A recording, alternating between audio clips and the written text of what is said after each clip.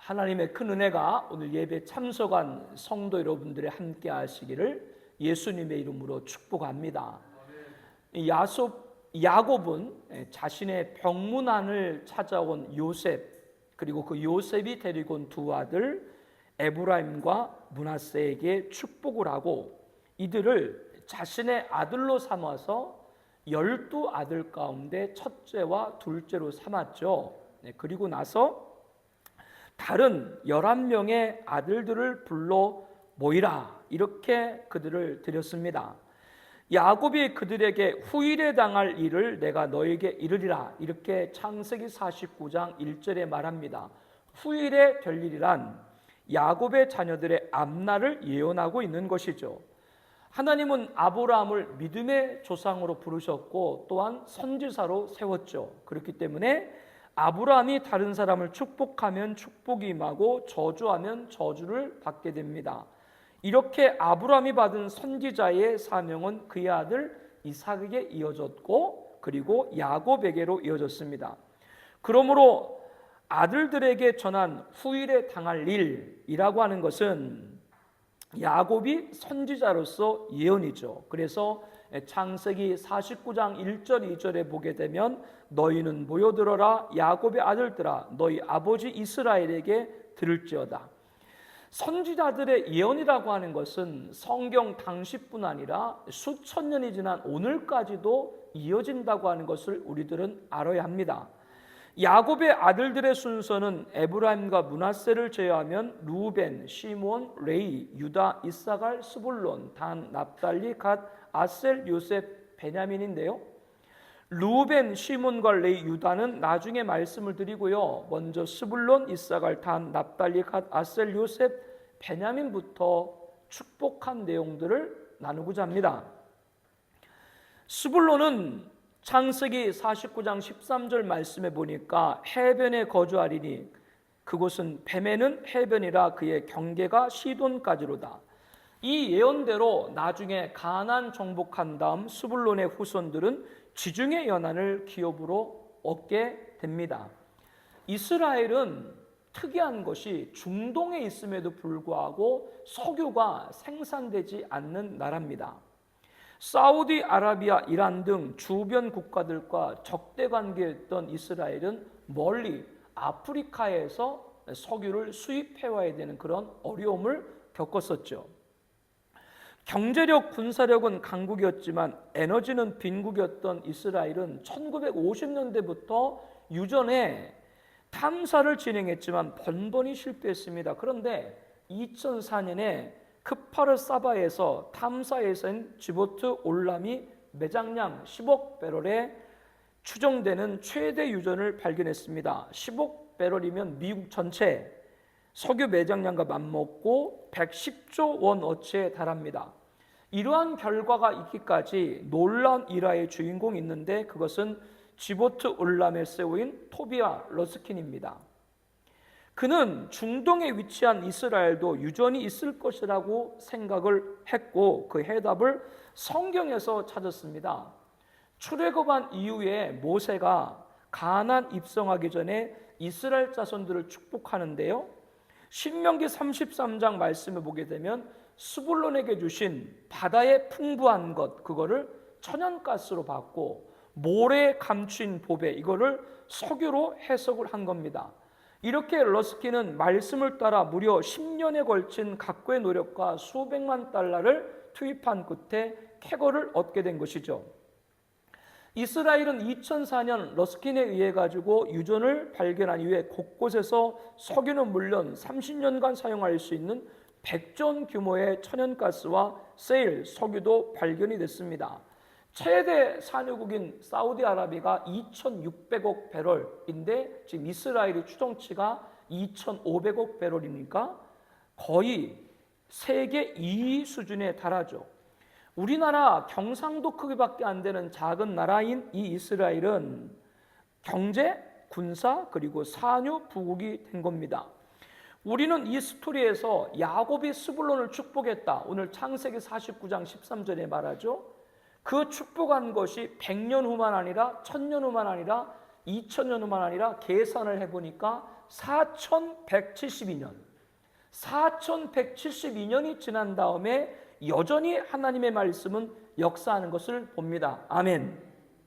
우리는 그렇기 때문에 하나님 말씀의 영존에 방점을 찍어야 하는 것이죠. 이사갈, 양의 우리 사이에 꿇어앉은 건장한 나귀로다. 그는 쉴 곳을 보고 좋게 여기며 토지를 보고 아름답게 여기고 어깨를 내려 짐을 메고 앞제 아래 섬기리다. 이렇게 14절 15절에 말합니다. 그 의미는 양의 우리 사이에 꿇어앉은 힘센 나귀 같다. 그는 짐을 싣고 웅크리고 있다. 그는 자기 등을 들이매어 짐을 싣고 노예가 될 것이다. 몸이 건강하고 힘이 세서 육체적으로 누구를 섬기는 일을 할 것이다. 이 이사갈 지파를 말이죠. 이것을 그러면 어떻게 해석하고 적용해야 됩니까? 지금에는 귀천이 없는 줄로 믿습니다. 노동도 누가 주신 거예요? 하나님이 주신 것이죠.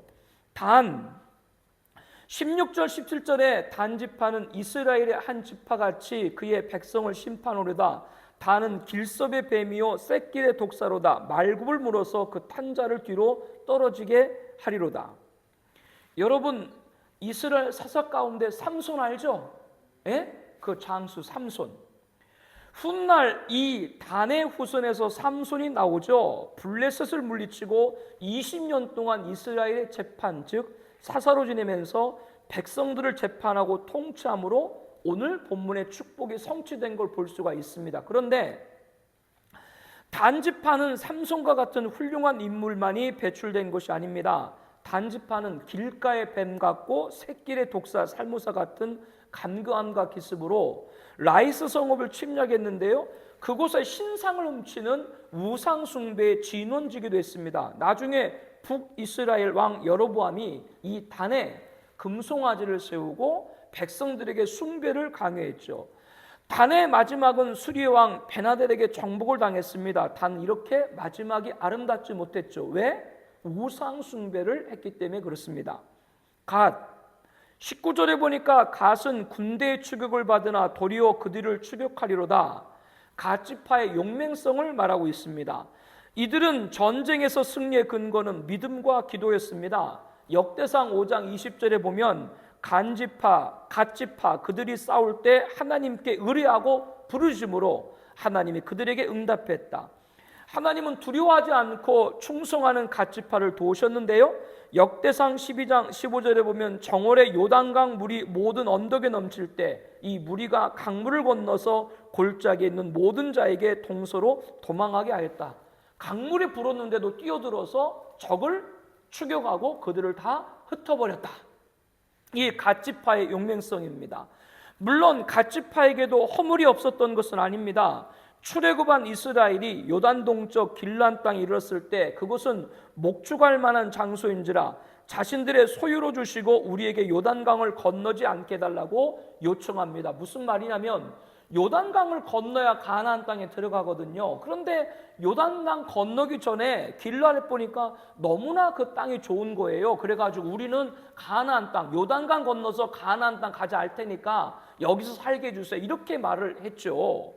그때 지도자인 모세가 너희 형제들은 싸우러 가거늘 너희는 여기 앉아 있고자 하느냐? 너희가 어찌하여 이스라엘 자손에게 낙심하게 하여서 여호와께서 그들에게 준 땅으로 건너갈 수 없게 하느냐? 이렇게 책망을 했습니다.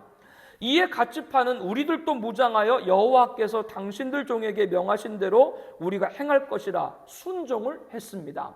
그들이 잘못을 곧바로 돌이켰다라고 하는 것이죠. 아셀 20절에 보니까 아셀에게서 나는 먹을 것은 기름진 것이라 그가 왕의 수라상을 차리로다. 예전에 우리 예배당 앞에 아셀이라고 하는 돈가스 집 있었죠. 그 아셀이 왕의 수라상이다, 그런 뜻이에요. 아셀의 후손들은 블레셋의 북서쪽에 있는 지중해 연안 지역 곧 갈릴리 서편 경사지대와 에스드엘론의 비옥한 평야제를 차지합니다. 가나안 땅 진입하기 전 모세의 마지막 축복을 통해서도 아셀 지파는 많은 후손의 복과 모든 지파 형제들의 환영받을 것이고 자기 발을 기름에 담글 만큼 풍요로운 그러한 누리게 될 것을 예언을 받게 되죠. 납달리, 오늘 성경에 보니까 납달리는 노인 암사슴이라 아름다운 소리를 바라는도다. 성경은 암사슴을 우아함 그렇게 표현합니다. 우아할 때 뭐로 표현한다고요? 암사슴. 그렇다고 옆에 있는 여자 성도님한테 암사슴 같다 그러면 안 돼. 가끔 보면은 그 이상하게 말씀을 적용하는 주책들이 가끔 계세요. 그러면 안 돼요. 우리나라 정서하고는 안 맞지. 이렇게 암사슴은 우함을 지닌 존재로 아내에 대한 각별한 애칭, 누구한테요? 아내한테 쓰는 거야. 아무한테 쓰면 안 돼. 사랑스러움을 나타내는 통상적인 표현으로 쓰고 있습니다. 또 아름다운 소리를 바라는도다 라고 하는 것에도 납달리라고 하는 의미가 있죠. 그래서 이렇게 납달리는 많은 사랑을 받을 것이다 라고 하는 그런 의미가 포함이 되어 있습니다. 가나안 땅에 들어가서도 최고로 이스라엘은 사막같이 그렇게 물이 넉넉하지 않은데 이 납달리에게는 물이 넉넉한 갈릴리우스 주변에 19개 성읍을 물려받게 되죠. 이사야 선자는 장차 납달리에서부터 구원의 여명이 밝아올 것이다. 납달리부터 구원의 여명이 밝아올 것이다. 이게 무슨 말인가? 예수님께서 이 세상에 오셨을 때 가장 많이 복음을 전한 것이 어디예요? 갈릴리, 납달리. 그래서 마태복음 4장 13절도 보게 되면 예수님께서 갈릴리 납달리 지경 해변에 있는 가버나움에 가서 가시니 이는 선지자 이사야를 통해서 지금 말씀을 이루려 하십니다. 이렇게 납달리는 예수님의 복음을 가장 많이 전한 곳이 됩니다. 이 또한 예언받은 그대로 이루어지는 것을 확인하게 됩니다. 요셉은 참으로 파란만장한 삶을 살았죠. 그렇죠? 종에서 총리까지. 그러한 애잔함 때문이었을까요? 야곱은 전장에서도 이 야곱은 요셉의 두 아들 에브라임과 만나서 축복했죠. 그리고 또 49장 본문에서도 요셉을 축복을 다시 한번 합니다. 우리가 아까 찬양을 드렸죠. 너는 담장 너머로 뻗은 나뭇가지의 푸른 열매처럼, 이렇게 시작되는 찬양, 이 야곱의 축복의 찬양의 첫 소절이 바로 요셉에게 야곱이 축복한 말씀입니다. 우리 창세기 49장 22절 말씀부터 함께 보겠습니다. 요셉은 무성한 가지고 샘 곁에 무성한 가지라. 그 가지가 담을 넘었도다. 활 쏘는 자가 그를 학대하며 적개심을 가지고 그를 쏘 활은 도리어 굳세며 그의 팔은 힘이 있으니 이는 야곱이 전능자 이스라엘 반석인 목자 손을 힘입음이라. 내 아버지 하나님께로 말미암나니 그가 너를 도우실 것이요 전능자로 말미암아 그가 내게 복을 주실 것이로다. 위로 하늘의 복과 아래로 깊은 샘의 복과 젖먹이는 복과 태의 복이로다. 내 아버지의 축복이 내 손주의 축복보다 나아서 영원한 산이 한없음 같이 축복이요 요셉의 머리로 돌아오며 그 형제 중에 뛰어난 자의 정수리로 돌아오리로다. 아멘. 아멘한 분들에게 이 말씀 그대로 축복 임하기를 축복합니다. 후회되지? 아까 앞에 아멘한 분들. 그러나 여러분의 한 가지 기억해야 될 것이 있습니다. 노비에서 총리까지 오른 요셉은 누구를 예표한다고 말씀드렸어요? 예수님. 하나님의 뜻을 따라 하늘의 영광을 버리고 종의 형체인 인간의 몸을 입고 죽기까지 복종하신 동정녀 탄생과 십자가는 예수님의 비하죠. 낮아짐이죠. 하나님께서는 그 예수님을 부활 승천 재림으로 모든 이름에 뛰어난 이름이 되게 하셨죠. 승기죠. 예수님의 높음이죠.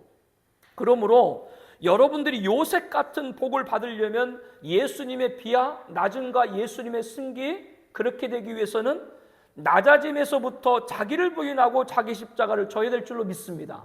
그래야 이렇게 큰 복을 받는 거예요.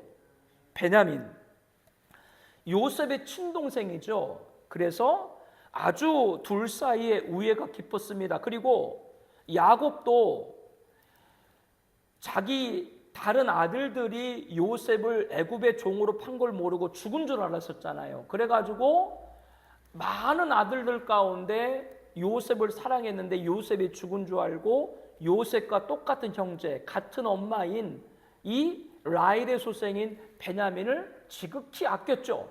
그래서 다른 형제들, 아들들을 다 애굽으로 곡식사러 보낼 때 누구만큼 보내지 않았어요? 베냐민만큼 보내지 않았습니다.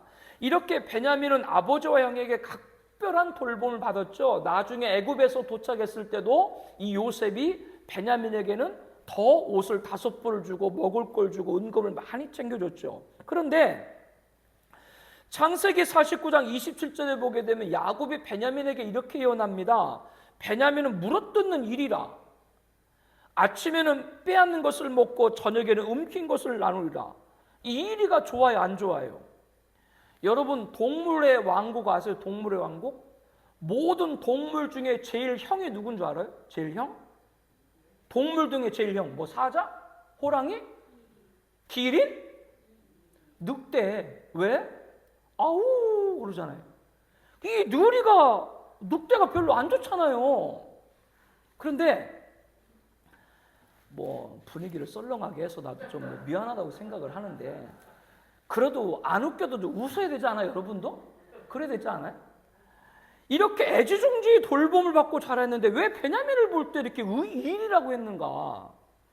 이것은 베냐민 후손들의 용맹을 뜻합니다. 나중에 출애굽을 해서 각 지파별로 인구를 조사했을 때 베냐민 지파는 다른 지파에 비해서 규모가 굉장히 적었어요. 그런데 베냐민 지파가 숫자가 적었지만 뛰어난 궁수나 왼손잡이 투석자들이 많이 배출돼서 국가를 위기에서 건져내는데 일조를 했습니다. 그리고 이스라엘의 초대 왕이 누구예요? 사울이죠. 이 사울이 베냐민 지파입니다.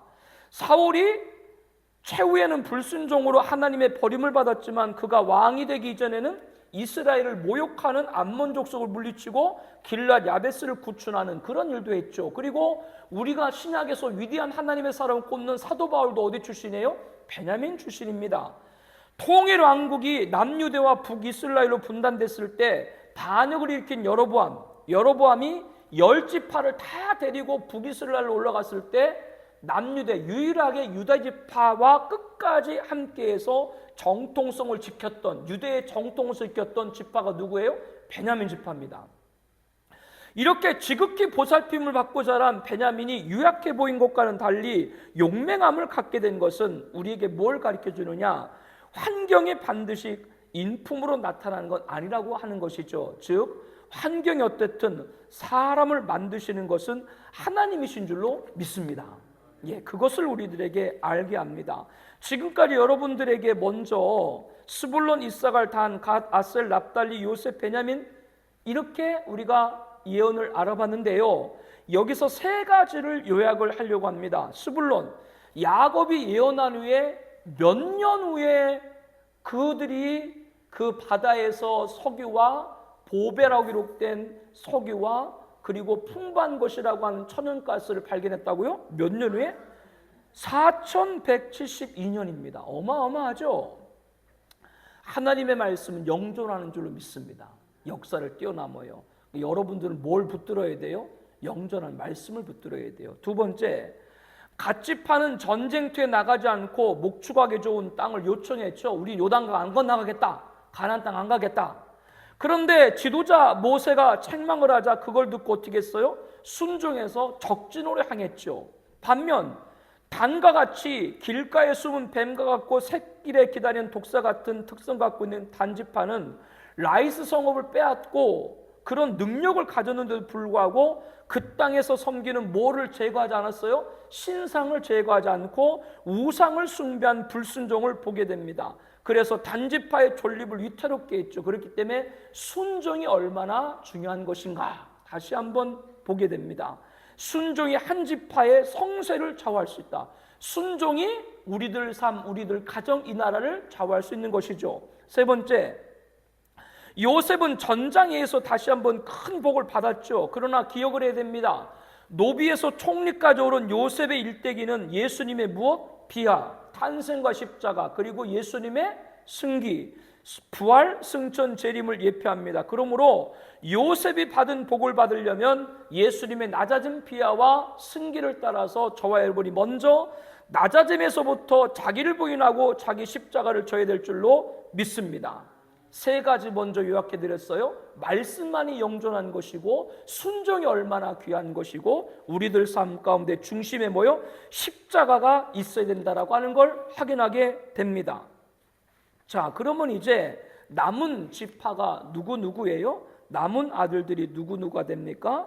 이제 루벤과 시몬과 네이와 유다입니다. 이들을 통해서 오늘 설교 제목 주어진 자리에서 세 가지 소주제로 말씀을 드리고자 합니다. 루벤은 원래 야곱의 장남입니다. 그가 예전에 다른 형제들이 요셉을 죽이려고 할 때 르우벤이 나서서 형제에게 혈육에게 손을 대지 말자, 구덩이를 파고 거기에 던져서 벌을 주자. 그렇게 요셉을 구출해서 아버지에게로 돌려보내겠던 것이 누구예요? 르우벤이었습니다. 그리고 곡식을 사러 애굽으로 갔다가 정탐꾼으로 오인해서 그들이 다시 궁지에 몰리게 되죠.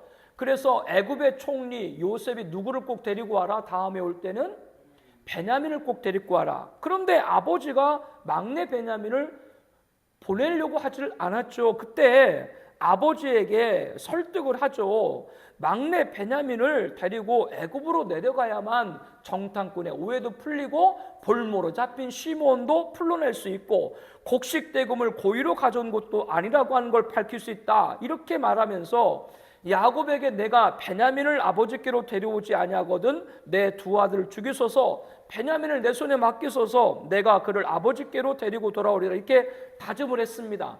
이와 같은 르우벤의 행적을 볼 때요, 그는 형제들에게는 맏형으로서 아버지에게는 큰 아들로서 나름대로 역할을 했던 것으로 보입니다. 그러나 르우벤 하면 항상 따라다닌 것이 있죠. 그것은 아버지 야곱의 첩이자 라헬의 몸종으로 단과 납달리 어머린 비라와의 통간입니다. 야곱은 르우벤과 비라의 관계를 알고 있었죠. 당시에는 아무런 조치를 취하지 않았다가 40년이 지난 뒤에도 잊지 않고 기억하고 있던 야곱은 오늘 본문 창세기 49장 3절에 보니까 르우벤아 너는 내 장자요 내 능력이요 내 기력의 시작이라 위풍이 월등하고 권능이 탁월하다마는 물이 끄는 같은즉 너는 탁월하지 못하리니 내가 아버지 침상에 올라 더럽혔음이라 그가 내 침상에 올랐었도다. 야곱은 누구보다도 처음에 르우벤을 기대를 했었죠. 처음에는 요셉이 하는 르우벤이 가장 큰 역할을 맡기려고 했었습니다. 장자로 야곱의 힘이고 첫 열매였기 때문에 그렇습니다. 이러한 아버지 바람대로 르우벤은 위풍이 당당하고 권능이 탁월했다. 그러나 거친 파도같이 솟구쳤지만 아래로 쏟아버려졌다라고 말합니다. 아버지 침상을 더럽혔기 때문이죠. 그러므로 이제는 탁월, 으뜸의 장자 자리를 상실해버리고 만 겁니다. 지난주 말씀을 나눌 때 야곱은 요셉이 데리고 온 요셉의 두 아들 에브라임과 므낫세 그들을 축복을 하면서 자신 아들의 항례를 올리고 삼촌들보다 앞세워서 털째와 둘째가 됐다. 그러니까 원래 첫째는 누구였어요? 르우벤이었는데 르우벤 자리를 누구로? 에브라임으로 바꿔버린 것이죠. 이렇게 한 것은 오늘 본문을 볼 때 야곱이 감정에 의해서 한 것이 아니라 르우벤 스스로 자신의 장자 자리를 버린 것이죠. 동생 야곱에게 팥죽의 장자권을 뺏기고 별미로 축복권을 빼앗겼던 에서에 대해서 성경은 뭐라고 그래요? 장자 명분을 가볍게 여겼다. 이로 볼 때 르우벤은 자신의 위치인 장자 자리를 소중하게 생각하지를 못했던 겁니다. 그래서 나중에 이 지파를 르우벤 지파를 보게 되면은 유명무실하게 그냥 명맥만 유지하다가 그 후손들이 동화 및 소멸되는 것을 보게 됩니다. 이렇게 후손들에게도 불행한 결과를 가져오게 된 것이죠. 르우벤과 같이 행악할 사람은 많지 않을 것입니다. 그러나 이를 적용할 때 자기 자리를 존귀하게 여기게 된다. 이것이 오늘 말씀의 첫 번째 가르침입니다. 에서처럼 장자 자리를 경히 여기는 것도 르우벤처럼 장자 자리를 월권으로 여기는 것, 결국 자기 자리가 얼마나 소중한지 모르기 때문에 그렇게 하는 것이죠. 우리는 내가 가정에서나 사회에서나 교회에서나 내게 주어진 자리를 존귀하게 여기는가를 돌아봐야 됩니다.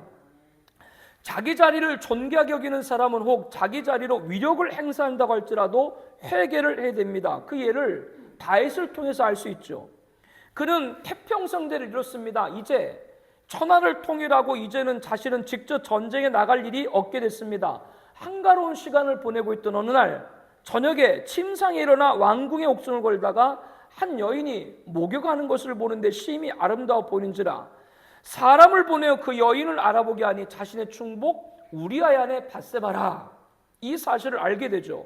그런데도 밧세바의 마음을 뺏긴 다윗은 전령을 보내어 여자를 자기로 데려오게 하고 더불어 동침하고 밧세바가 임신까지 하게 되었죠.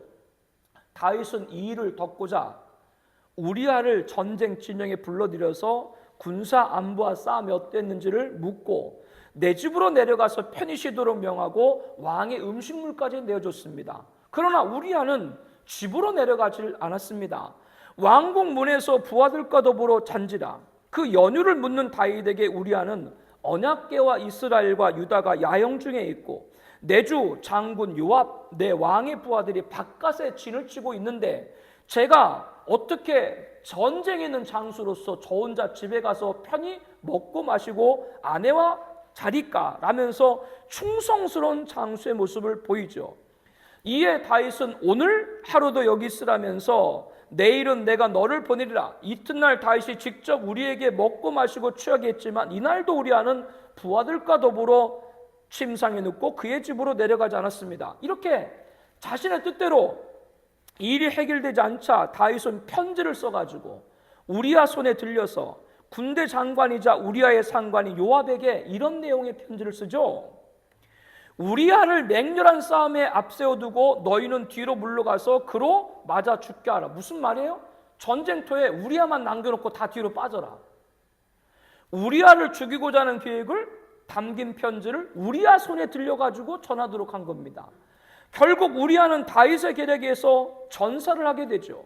이를 보고받은 다윗은 칼은 이 사람이나 저 사람이나 삼키느라 태연하게 그런 말을 하고 우리아의 장례를 마친 후 사람을 보내 밧세바를 왕궁으로 데려와 아내로 삼고 아들까지 얻었지만 그 일이 여호와 보시기에 악했더라라고 말합니다. 하나님은 다윗에게 선지자 나단을 보내서 이 사실을 책망을 했죠. 하나님은 이 범죄를 우리아가 아닌 나를 업신여겼다 라면서 칼이 내 집에서 영원토록 떠나지 아니하리라 진노를 했습니다. 이때 다윗은 여호와께 죄를 범했다라고 하면서 회개를 했습니다.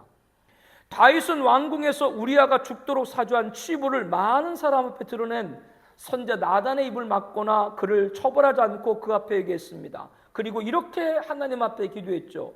우리 시편 51편 10절 12절 말씀 함께 보겠습니다. 하나님이여 내 속에 정한 마음을 창조하시고 내 안에 정직한 영을 새롭게 하소서. 나를 주 앞에 쫓아내지 마시며 주의 성령을 내게서 거두소.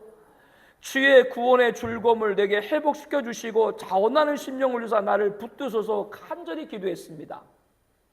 다윗은 범죄로 인해 밧세바사에 낳은 아이가 이레를 심히 앓다가 죽는 벌을 받게 되죠. 그러나 간절한 회개 기도를 들으신 하나님은 다윗을 용서하시고 다시 아들을 허락했는데 그가 누구예요? 바로 솔로몬입니다. 루벤같이 자기에게 주어진 장자 자리가 얼마나 존귀한지도 모르고 경히 여겨서도 월권을 해서도 안 됩니다. 그러나 다윗같이 자기 자리에서 위력을 행사하는 범죄를 범했다고 할지라도 즉각 회개하는 자, 그 자가 바로 자기 자리를 존귀하게 여기는 자인 줄로 믿습니다. 이러한 다윗은 역대상 29장 28절에 나이 많아 늙도록 부하고 존귀를 누리다가 죽었더라. 우리 모든 성도님들이 나이 많아 늙도록 부하고 존귀를 누리다가 하나님 부르심에 부름받기를 축복합니다. 자기 자리를 존귀하게 여기는 사람, 하나님이 존귀하게 여기는 것이죠. 주어진 자리를 존귀하게 여기라. 이것이 오늘 말씀의 첫 번째 가르침입니다. 시몬과 레위, 이 시몬과 레위는 각각이 아니라 둘을 하나로 묶어서 야곱이 예언을 했거든요. 왜? 시몬과 레위는 하나로 그들은 묶여가지고 훗날의 예언을 그들에게 했을까? 그 이유는 40년 전 야곱이 밧다라름에서 모든 소유와 후손을 이끌고 가나안으로 가던 중 숫곳을 거쳐 세검에 정착을 하게 됩니다. 이 시몬과 레위 한 어머니 레아의 딸이었던 자신들의 친여동생인 디나가 세겜 성읍의 주장 하몰의 아들에게 수치를 당하게 되죠. 그래서 음모를 꾸며가지고 이 시몬과 레위가 세겜에 있는 모든 성읍의 남자를 다 몰살을 시킵니다. 이에 야곱이 시몬과 레위에게 너희가 내게 화를 끼쳤다 책망하면서 이제 가나안 족속이 나를 치고 나를 죽이리니 나와 내 집이 멸망하리라 공포에 떨었습니다. 그러나 시몬과 레위는 야곱에게 우리 누이를 창녀같이 되어 오르니까 라면서 뉘우치지를 않았죠. 시몬과 레위의 끔찍한 살력을 잊을 수 없었던 야곱은 선자로서 그들의 미래에 대해서 이렇게 얘기를 하고 있는 것이죠. 그들의 칼은 폭력의 도구, 칼만 잡으면 사나워지고 분노대로 사람을 죽이고 홧김에 사람을 쳐 죽이고 혈기대로 소의 발목에 힘줄을 끊고 닥치는 대로 소를 박살내고 분기가 맹렬하니 화가 나면 모질게 굴고 노여움이 혹독하니 골이 나면 잔인해지고 그 결과 저주를 받아서 그 후손들이 분산되고 흩어질 것이다. 이렇게 야곱이 시몬과 레위에게 예언했습니다. 야곱의 예언대로 시몬은 출애굽에서 나올 때 59,300명 인구가 40년 후 가나안에 들어갈 땐 22,200명에 불과했습니다. 절반이 준 거죠. 또 가나안 정복 중에도 원주민들의 심한 저항에 부딪혀 어려움을 당했고 팔레스타인 땅 중부를 기업으로 받았지만 지키지 못하고 남부 초원지대로 밀려갔다가 마침내 유다 지파에 흡수되고 말았습니다. 시몬과 레위의 저주, 그들의 저주는 왜 저주를 받았어요? 손에 칼, 분노, 혈기, 분기, 노여움, 이거를 제하지 못한 성격 때문이죠. 그러나 이 성격도 성령의 이끌림을 받으면 절제할 수 있는 줄로 아는 줄로 믿습니다. 오늘 말씀의 두 번째 가르침입니다. 자기에게 주어진 자리를 성격이 아니라 성령으로 일하게 하여 주시옵소서. 여러분들도 어느 일도 마찬가지고 교회에서도 성격으로 알지 말고 성령한테 맡길 축복합니다. 성령한테 안 맡기면 제가 여기 서 있겠어요? 안 서 있겠어요? 뭐 여러분 얼굴 보고 내가 서 있어요? 우리 고린도전서 2장 14절 말씀 우리 함께 볼까요? 육에 속한 사람은 하나님의 성령의 일들을 받지 않으니 이는 그들이 그에게는 어리석게 보이며 또 그는 그것들을 알 수도 없나니 그러한 일은 영적으로 분별을 때문이라. 주어진 자리를 성격으로 하는 사람은 아직도 육에 속한 사람이다라고 말씀을 하죠. 우리는 영의 사람입니다. 그렇다면 누구의 인도를 구해야 돼요? 성령 하나님, 성령의 인도를 구해야 되죠. 요한복음 16장 13절입니다. 진리의 성령이 오시면 그가 너희를 모든 진리 가운데로 인도하시리라. 요한복음 14장 26절 말씀입니다. 다 같이 보세요. 보혜사 곧 아버지께서 내 이름으로 보내실 성령 그가 너희에게 모든 것을 가르치고 내가 너희에게 말한 모든 것을 생각나게 하리라. 로마서 8장 27절입니다. 마음을 살피시는 이가 성령의 생각을 아시나니 이는 성령이 하나님 뜻대로 성도를 위하여 간구하심이라. 그러므로 우리들은 성령의 인도함을 따라 부지런히 구하고 따라서 성격이 아니라 성령으로 일해서 성령 열매를 가득 맺기를 축복합니다. 우리 갈라디아서 5장 22절 25절 말씀 함께 보겠습니다. 함께 읽습니다. 오직 성령의 열매는 사랑과 일합과 화평과 오래 참음과 자비와 양선과 충성과 은혜와 절제니 이 같은 것을 금지할 법이 없느니라. 그리스도 예수의 사람들은 육체와 함께 그 정욕과 탐심을 십자가에 못 박았느니라. 만일 우리가 성령으로 살면 또한 성령으로 행할지니라. 아멘. 저와 여러분들은 주어진 자리를 무엇으로? 성격으로 하지 말고 성령으로 하라. 유다입니다. 유다를 축복하면서 내 형제의 찬송이 될지다. 유다라는 뜻이 찬송이거든요. 내 손이 원수의 목을 잡을 것이고 내 아버지 아들들이 내 앞에 절하리다. 왕의 주의봉인 규가 떠나지 아니하면 통치자의 지팡이가 그 발 사이에 떠나지 아니하기를 실로가 오시기까지 이르리니 그에게 모든 백성이 복종하리라. 우리는 그동안 창세기 말씀을 통해서 아브람, 이삭, 야곱, 요셉으로 이어지는 믿음의 족장들의 큰 복에 대해서 많이 들었죠. 그런데 메시아, 예수님의 계보는 요셉이 아니라 유다입니다. 이스라엘의 영적 장남은 누구예요? 유다죠. 그렇기 때문에 지금도 이스라엘과 동의어로 뭐로 써요? 유대인과 이스라엘을 동의어로 쓰는 이유가 그것입니다. 아브람과 이삭과 야곱까지는 믿음의 족장으로서 물질적 축복과 메시아 계보가 동시에 가졌습니다. 물질적 축복과 메시아 계보를 아브람, 이삭, 야곱까지는 동시에 가졌는데요. 그러나 야곱 이후에 물질적 축복은 누구에게? 요셉에게 이어졌고 메시아 계보는 누구에게? 유다가 승계를 받은 것이죠. 이것은 무엇을 알게 됩니까? 우리 로마서 8장 28절 말씀 함께 보겠습니다. 우리가 알거니와 하나님을 사랑하는 자 곧 그의 뜻대로 부르심을 입은 자들에게 모든 것이 합력하여 선을 이루리라. 아멘. 창세기 49장 28절에 보니까 야곱이 12아들을 축복하는데 우리가 오늘 봉독한 본문이죠. 이스라엘 12지파 이 조상이 될 12아들에게 축복하는데 그들 각 사람의 분량대로 축복했다. 각 사람이 뭐대로요? 분량대로 축복했다. 그러므로 저와 여러분들은 뭐대로 받은 거예요? 분량대로 받은 줄로 믿습니다. 이것은 독불장군은 없다 그 말이에요. 그래서 나에게 주어진 자리는 뭐냐? 혼자가 아니라 합력하라고 주어진 자리인 줄로 믿습니다. 이것이 오늘 말씀 세 번째 가르침입니다. 교회에서 모두가 목사면 어떻게 해요? 그러면 교회 운영을 누가 해요? 이런 말씀을 드리면 능력을 받으면 물질도 생기는 것 아니냐라고 말합니다. 물론 맞는 말입니다. 여러분, 예수님이 오병이어 기적을 행하셨죠? 그 남자만 5천 명이니까 2만 명도 넘는 사람들이 그 기적을 통해서 먹었다 그 말이에요. 대단한 것이죠. 떡 5개와 고기 2마리를 가지고 주님이 축사하니까 남자만 5천 명, 여자와 유아까지 합하면 2만 명의 사람들이 먹었으니까 대단한 기적이죠. 그러면 예수님이 매일같이 기적으로 자신도 먹고 다른 자들도 먹이셨나요? 안 그랬거든요.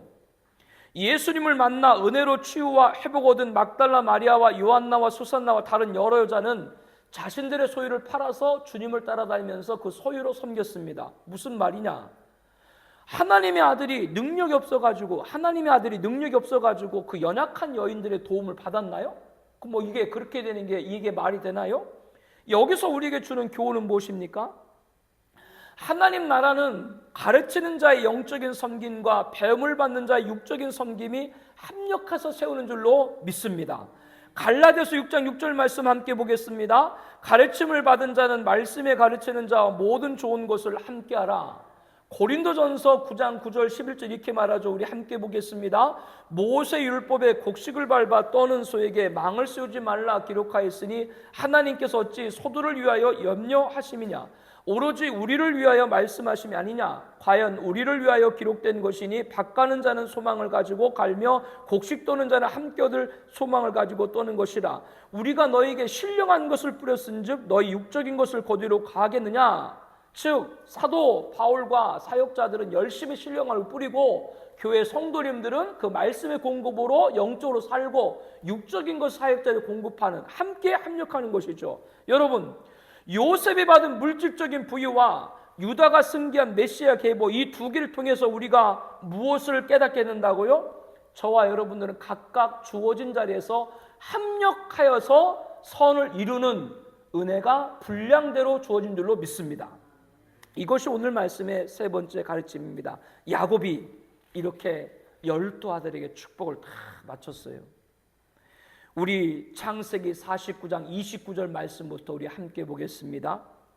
그가 그들에게 명하 이르되 내가 내 조상들에게 돌아가리니 나를 햇사람 에브론 바다 있는 굴에 우리 선조와 함께 장사하라.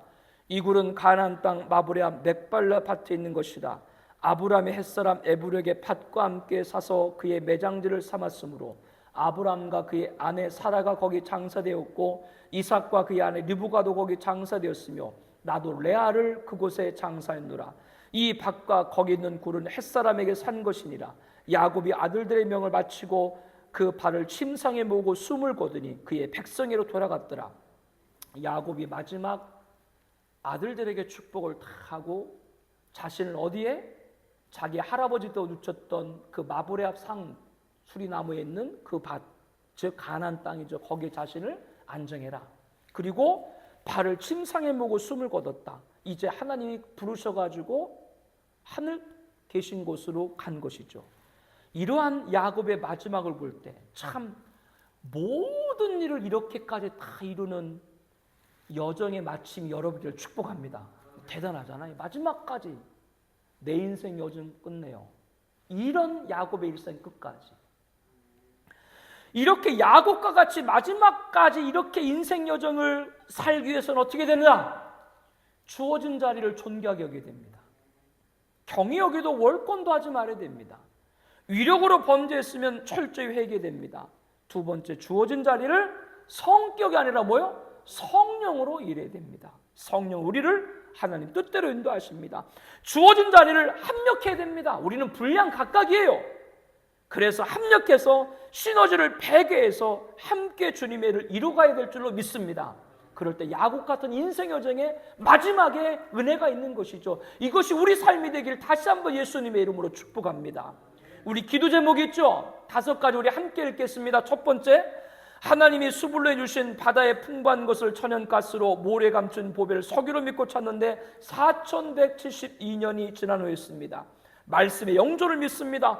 저에게도 주신 풍부한 복과 보배를 믿고 인내하며 기도하여 찾을 수 있게 하여 주시옵소서. 두 번째, 요셉에게 담장 너머로 뻗은 나무가지에 달린 열매 같은 복을 주셔서 나 그리고 공동체 이웃에 베풀며 주의 이름으로 교회와 사회를 아름답게 할 수 있게 하옵소서. 세 번째, 하나님께 주신 자리를 에서와 루벤같이 경의도 월권도 하지 않게 하옵시고 다윗과 같이 주어진 자리를 존귀 여기며 감사드리고 기쁨과 자원함으로 헌신해서 하나님이 계획하신 큰 복을 받게 하옵소서. 네 번째, 하나님께 주신 일의 성격이 아니라 성령으로 일하게 하옵소서. 성령 열매, 사랑, 일학, 화평, 오래 참은, 자비, 양선, 충성, 온유절제를 가득 맺게 하옵소서. 다섯 번째, 하나님 목사를 세우셔서 영적인 공급을 허락해 주시고 성도를 세우셔서 육적인 헌신을 하게 하셔 합력하여 하나님의 뜻을 이루게 하심을 감사드립니다. 공동체 가족 모두 한 사람도 협력해서 제외 소외 열애되지 않고 하나님 나라의 뜻을 세워가는 합력하게 하여 주시옵소서. 우리 통성으로 함께 기도하겠습니다.